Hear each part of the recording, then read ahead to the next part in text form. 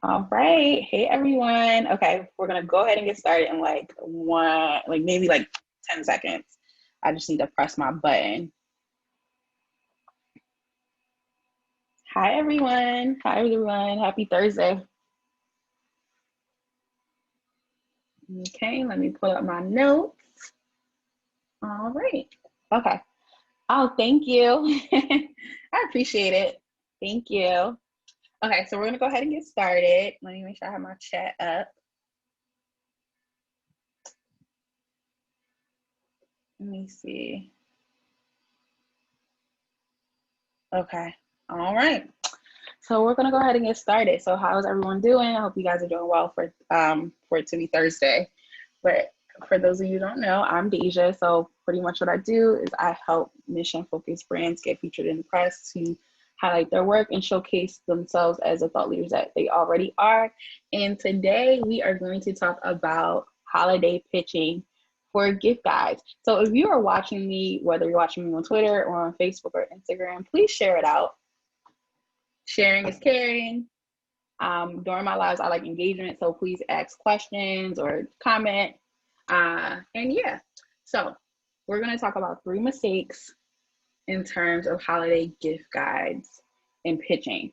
So I think before I get started about talking about the 3 mistakes, let's talk about what holiday gift guides are. So pretty much holiday gift guides are pretty much what they sound like. They are guides that are usually featured in magazines, so it can be in print, also like on blog posts, or say you go to like a magazine's website, like a Sheen.com, you will see a gift guide there. And pretty much what happens on that gift guide is that you will see recommendations for products to purchase, products and services. So there are literally gift guides for everything. I promise you, like anything you can think of. Gift guides for teens, gift guides for millennials, gift guides for entrepreneurs, gift guides for the health enthusiast, anything that you can think of. Hey, anything that you can think of, pretty much there is a gift guide for. And I think a common misconception that people think about when they think about holiday gift guides is that it's only for like the Christmas season and the holiday season, like Black Friday, Cyber Monday, all that good stuff. No, gift guides are all year. So there's gift guides for Father's Day. Just think about like the human, I was going to say experience, human behavior. People are always buying gifts for something. Another thing to keep in mind too, because, it's COVID and people are primarily shopping online, you want to make sure you're putting things in place to make sure that people are coming across your products. So of course, I'm encouraging you to do your Facebook marketing, running your ads and things like that. But also think about like what stuff you can do organically, meaning like press or like word of mouth. Maybe it's even coming up with your own gift guide, which I'll do another live to talk about that. But I want to talk about just like the 3 most common mistakes that I see with gift guides. So if you guys are ready for mistake number 1, drop a 1 in the comment box. Hold on. Okay. So yeah, drop a 1 in the comment box and we can talk about the first one.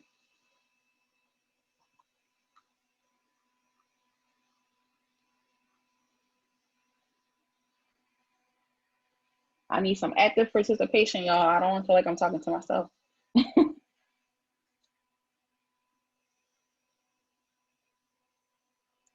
Number 1, thank you. Thank you. See, that's what I'm talking about. I'm glad I'm not in here by myself. Thank you. Okay. So mistake number 1 is starting late and quitting too soon. So I'm going to list out all the timelines. Really, right now, you should be focusing on the shorter leads. Short lead meaning the ones that are not going to take long for you to get. And that's primarily stuff online. But typically with gift guides, if say you wanted to be in print, you would start pitching that in July, actually, for gift guides, like the July, August timeframe. But I just want you guys to know that just in general. So as you're planning out what your plans are for next year, you'll be ahead of it. But that's specifically just for Christmas. You should be pitching for gift guides all year. But what you can do, so that print timeline has passed for the most part. You might still find some outlets that may be accepting submissions, but I would really encourage you to just focus on digital at this point. And then also there are of course plenty of last minute gift guides for December. So you can also have your product featured in the New Year and New Year's roundups and things like that.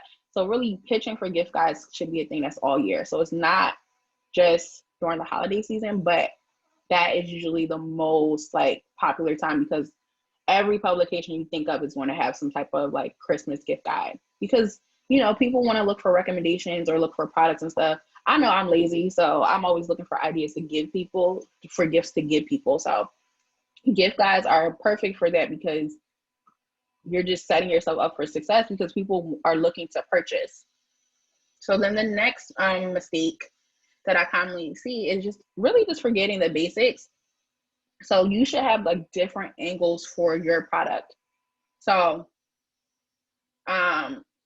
this is pretty much a great opportunity to create relationships with reporters outside of just your like friendly list. And if you're like, well, I don't got no contacts, okay, well, you're starting from scratch and that's fine, but you can start figuring out different angles. And when I say angles, so say if I'm going to go with the example of candle, and I know we're going to talk about this, Jamise, I want to say your name is Jamise. Am I saying your name right? I know I'm talking to Jamise on Friday about her gift guide planning. And I know she has a dope candle brand. So we'll talk about different angles that she can come up. Like I know, for instance, she has a girl boss candle. So she can have a gift guide she can pitch for gift guides. Do you think digital is more effective since people ship online? Yeah, absolutely. I would prefer, oh yeah, okay. I'm on a roll to that. Okay, yeah, I think definitely digital is the way to go because that's where how people shop anyway.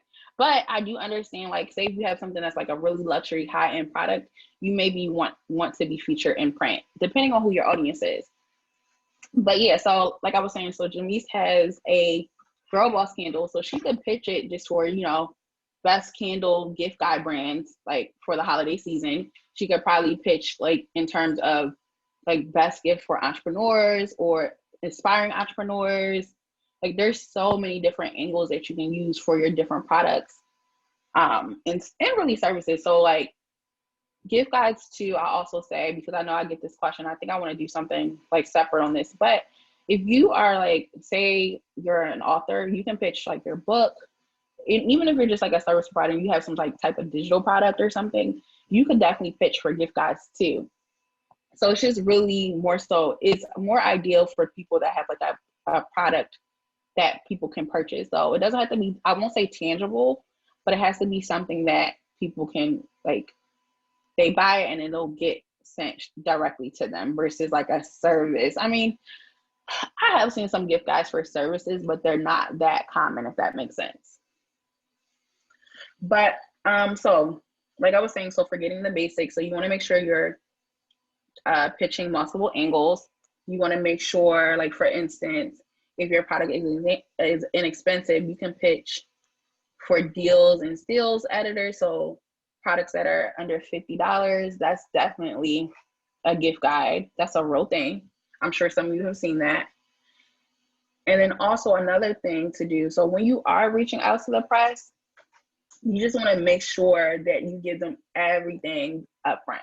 So pictures, description of the product, links, high resolution photos. Like the photos need to be nice. So you can do photos on your phone, just make sure they're high quality.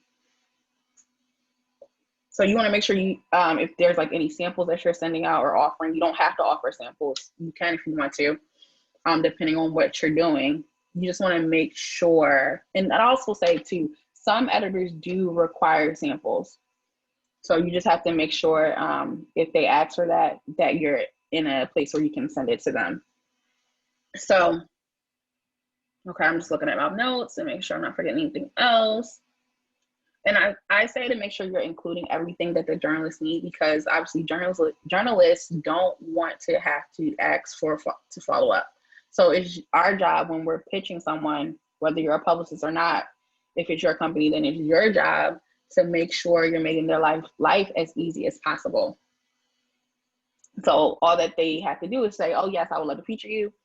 Send me a product here. Or if they're like, okay, I would love to feature you. Thank you for, sending all the things I need. And yeah. The third mistake that I'm seeing commonly made is just not measuring the results. So you want to make sure you're measuring the results of your efforts in terms of like holiday pitching, because you're doing all this work, right? Because you want more sales. So pretty much, because now we're in modern times, it's not that hard. So you need to either like use like a UTM code or Google Analytics. Should all photos be on a white background? Yes, I would say that you want to go for that clean look. They don't. I would give options, because I have pitched some products before and they were more like an editorial, so it was like a clothing brand. So I would say try to like have options just in case that journalist decides that they just only want a white background. It's really going to be up to the discretion of them, I would say. And we can talk about too, like your photos and stuff tomorrow. No, so okay. So you want to make sure you have some type of tracking code. So you can do like a bit.ly link. Really, I would say go with the route of linking it through Google Analytics, because then you can see the traffic. Like you can see this person clicked on this link from xandxmagazine.com and it brought sales to your site. So that's the best way. And I've had clients do that before. And like literally anytime I got her brand featured, she could see the traffic coming in from those respective sites. So make sure your Google Analytics are set up. And it's free. So that's why I'm saying Google Analytics. But also I encourage you, so say you're, okay, I got you, Deja, I'm gonna start tracking the data. I'm gonna make sure my links are set up properly. You also wanna make sure you use that data not only for what you're doing this year, but for next year. So did any of your placements drive a high amount of engagement? So you might notice like, okay, I got featured in Ebony magazine. This brought X amount of traffic versus if I got featured in Shein. Okay. So you want to make sure you're tracking that, because then once you have that data, you can determine what works, what doesn't work. If you're like, I didn't really get a lot of sales or any traffic, I will be looking at sales, of course, but also your traffic. Like what's bringing people to your website is just as equally important as, okay, this resulted in a sale. And then you can determine like for the following year, okay, what should you prioritize over what shouldn't you prioritize? So I'm going to go ahead and so yeah, that's really it. So I'm going to go ahead and do a quick recap. So if you want to, of course, avoid these steps, you should definitely start pitching early, try different angles, and make sure you have your trackings in place to measure the results. So if you're looking on more ideas on how you can up-level your gift guide pitching, so I have two options. So I do have a class because someone asked me to do a class. So I'm doing a holiday gift guide class. You can click the link in my bio for that, or you can actually book a private session and pretty much I'll help you like create your plan custom to you. So does anyone have any questions?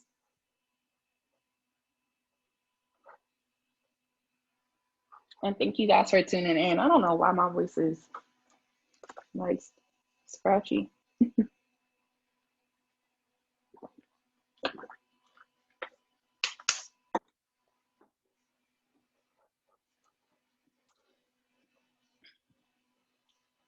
Thank you guys for tuning in.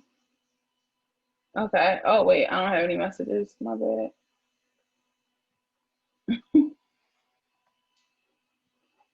No, I'm trying this new tool for it's called Restream, and I'm always like clicking on stuff that I have no business clicking on while I'm going live. So I'm like, oh, that wasn't supposed to be there. All right. Well, if you guys don't have anything else, I'm going to log off. Of course, you know how to reach me. Always DM me if you have any questions. All right. I will see you guys later. Bye.